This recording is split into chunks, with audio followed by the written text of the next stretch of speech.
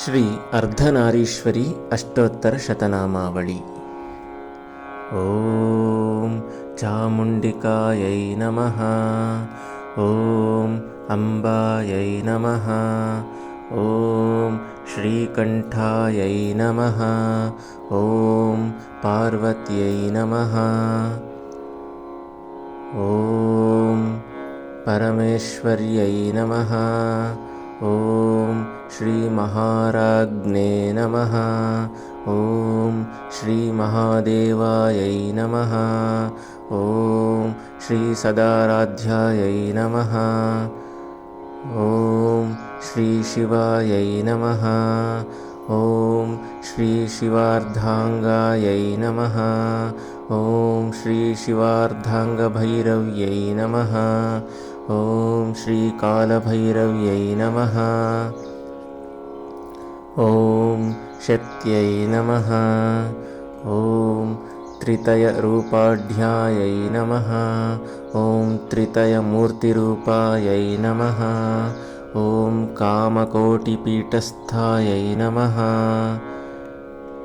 ॐ काशीक्षेत्रसमाश्रयायै नमः। ॐ दाक्षायिन्यै नमः। ॐ दक्षवलैवर्यै नमः। ॐ शूलिन्यै नमः।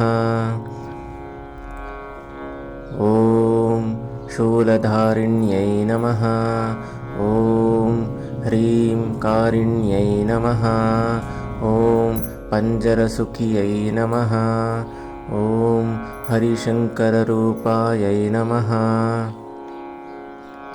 ॐ श्रीमद्गणेशजनन्यै नमः। ॐ षडाननायै नमः। ॐ सुजन्मभूम्यै नमः। ॐ नमः चण्डमुण्डशिरश्चेत्यै नमः। ॐ जलन्धशिरोहर्त्यै नमः। ॐ सिंहवाहनायै नमः। ॐ वृषारूढायै नमः। ॐ श्यामाभायै नमः।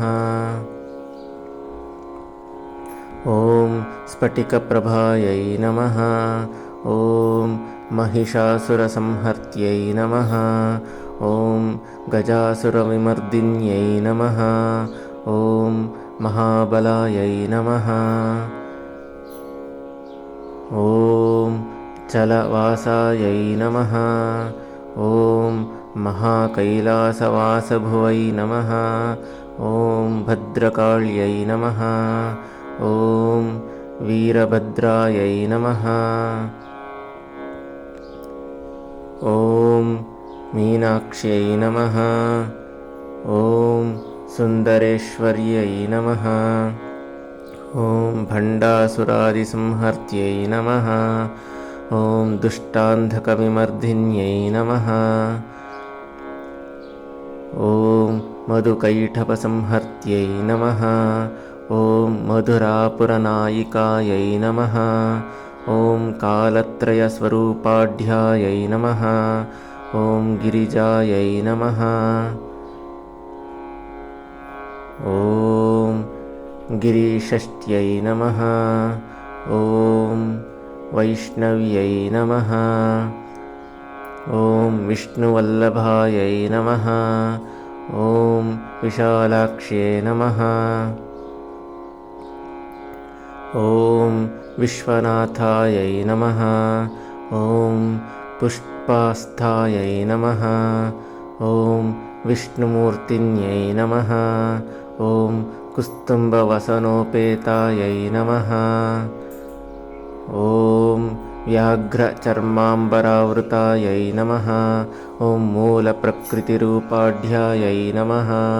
ॐ परब्रह्मस्वरूपिण्यै नमः। ॐ चण्डमालाविभूषाढ्यायै नमः। ॐ लसद्रुद्राक्षमालिकायै नमः। ॐ मनोरूपेक्षुकोदण्डायै नमः। ॐ महामेरुधनुर्धरायै नमः। ॐ चन्द्रचक्षूडायै नमः।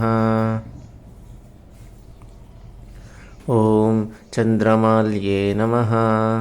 ॐ महामायायै नमः। ॐ महेश्वरायै नमः। ॐ दिव्यरूपायै नमः। ॐ दिगम्बरायै नमः। ॐ बिन्दुपीठायै नमः। ॐ सुखासीनायै नमः। ॐ श्री ओङ्कारपीठायै नमः। ॐ हरिद्राकुङ्कुमलिप्तायै नमः। ॐ भस्मधूलितविग्रहायै नमः। ॐ महापद्माटविलोलायै नमः। ॐ महाबिल्वाटविप्रयायै नमः। ॐ सुधामयायै नमः। ॐ विषधरायै नमः। ॐ मातङ्ग्यै नमः। ॐ मुकुटेश्वर्यै नमः। ॐ वेदवेद्यायै नमः। ॐ चक्रेश्वर्यै नमः। ॐ विष्णुचक्रायै नमः। ॐ जगन्मयायै नमः। ॐ जगद्रूपायै नमः। ॐ मृडान्यै नमः। ॐ मृत्युनाशकायै नमः। ॐ रामार्चितायै नमः। ॐ पदाम्बोजायै नमः। ॐ कृष्णपुत्रायै नमः। ॐ वरप्रदायै नमः। ॐ रामवाण्यै नमः। ॐ सुसङ्कसेव्यायै नमः।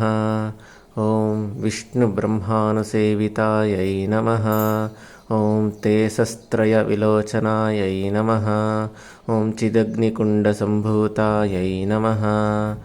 ॐ महालिङ्गसमुद्भवायै नमः।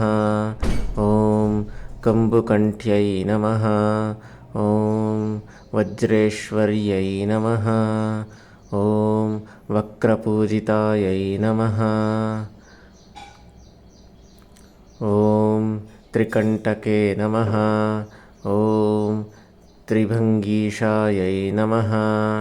ॐ भस्मरक्षास्मरान्तकायै नमः। ॐ हयग्रीववरोद्धात्रे नमः।